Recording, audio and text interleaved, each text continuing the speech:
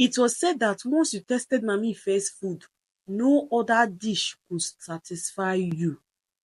Every day, a long winding queue would form outside her small store with people impatiently waiting for their turn. They would buy her food, eat there, and inevitably go back to the line to buy more to take home. Strangely, no one could resist her cooking. Even though Mama Ife had a terrible attitude, she was rude, quick to insult, and had no patience for anyone. She would scold her customers without holding back, yet they kept coming back for more. I would never buy food from Mama Ife again, a customer might vow after being humiliated. But the next day, like a spellbound puppet, they would find themselves back in line, clutching their plates and flasks. Some whispered that Mama Ife had charmed the whole town. Her fame caused trouble in many homes. Wives, no matter how hard they tried, couldn't stop their husbands from craving Mama Ife's food. Some even stopped cooking altogether, knowing their efforts were futile. Why bother, they would mutter, when he would still go to her store. One day, the women in the town had had enough. They gathered in secret, determined to uncover Mama Ife's secret. Was it a special spice?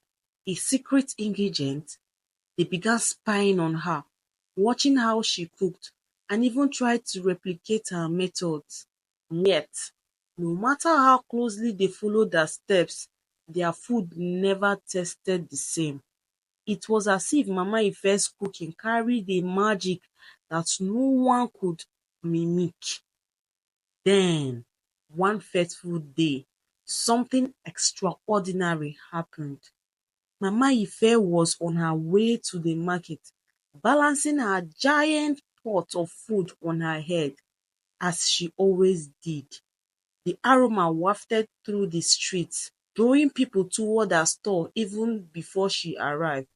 But as she walked, a stranger appeared, a man who seemed out of place.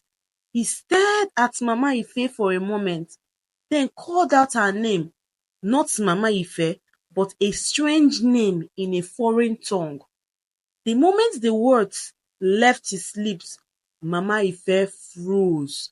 Her eyes widened, the pot wobbled dangerously, and before anyone could understand what was happening, she vanished into thin air. The pot of food crashed to the ground, spilling its contents, and the air was filled with gasps and whispers. It didn't take long for the truth to surface. The man revealed that Mama Ife wasn't human. She had died mysteriously years ago in a distant land, but her spirit hadn't found peace. Instead, it had journeyed to this town, taking on a new identity and using her ghostly powers to cook food that no one could resist. Her unresolved past had kept her tethered to the world of the living.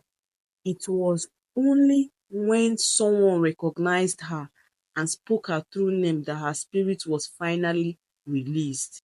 The town was left in shock. Mama Ife's store stood empty, her cooking pots abandoned, and the once lively queues disappeared. For days, people mourned the loss of our food, but as time passed, they began to cook again in their homes.